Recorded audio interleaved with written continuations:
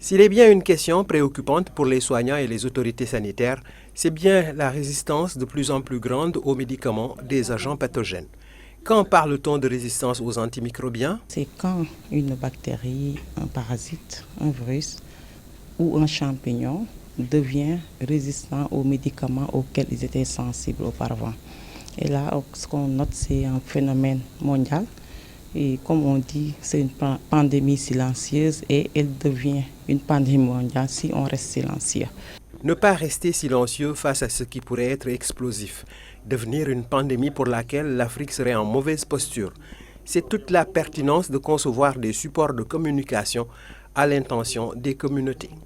Premièrement, que le pays dispose de kakémonos, de dépliants dans le cadre de cette sensibilisation destinée aux communautés et aux acteurs communautaires, et aussi de préparer la semaine mondiale de la rame. À cela, il faut ajouter des spots radio et télévision, des aides mémoire à vulgariser sur l'ensemble du territoire. Au-delà de cette activité de production des supports, comment faire également quand ces supports seront produits, que l'opérationnalisation puisse démarrer et jusqu'au niveau le plus bas sur le territoire national.